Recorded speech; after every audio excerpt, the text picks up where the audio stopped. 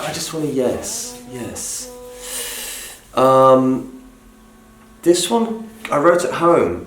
I was mucking about with this tuning that I used for Once You Get a Taste, and this song in a different incarnation was benched for the Resurgam album.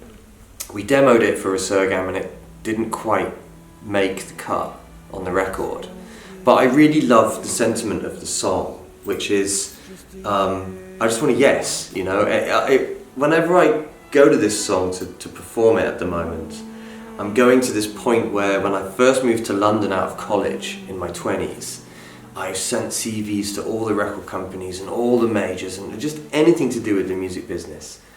And I just got no's, just flat no's. I kept the file until a couple of years ago. I had a file in my filing cabinet, which was this thick, and it was just all the no's I got from that, maybe 80, 90 rejections.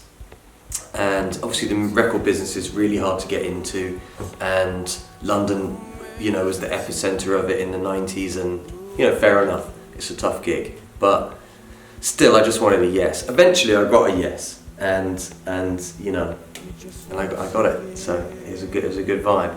But it was just, this song is kind of about that moment. It's almost like a companion song to that other old song I did about I'm new in London with my face pressed up against the glass. What was that song? I can't remember now, one of mine. Shit, I can't remember my own stuff, terrible.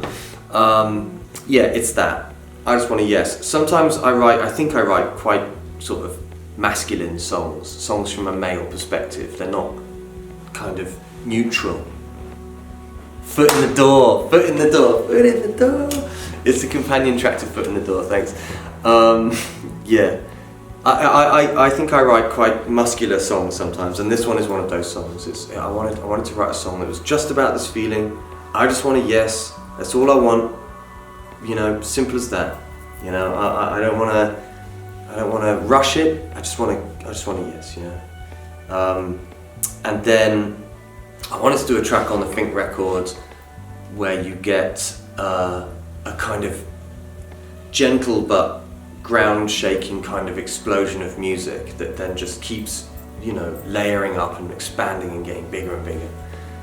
And I enrolled, you know, Nicky, our drummer, one of our drummers on tour. Nicky and Tim, they both did together on the road on tour, but Nicky's got this kind of solo type touch which was perfect for this track. Morris on brass, Toma again on sort of additional strings and keys and guitars, and a kind of loop pattern that's open, but you're so solid you can just keep building up these layers on it, and I really wanted to go somewhere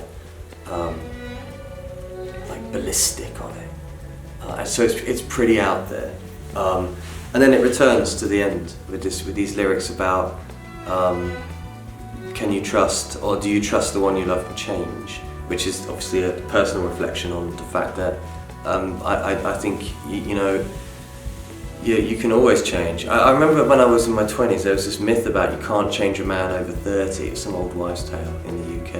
And I think that's rubbish, because, you know, I was a DJ when I was 30 and now I'm not, so you totally can. Okay, maybe this is more about emotional change, fair enough, but I think I just want to, yes, somewhere in the DNA of this song is a conversation with myself about the fact that, you know, you can always change, there's always bandwidth for change. It's just a question of discipline and determination to do it. And this track, I felt it was important on this record because we touched on this vibe on Resurgam a few times. This kind of, this track's gonna go somewhere, and maybe we just pulled up a little early, so this one I wanted to just, again, the shoulders are very down on this record, it's very loose, and I just wanted to let the music go where I needed it to go.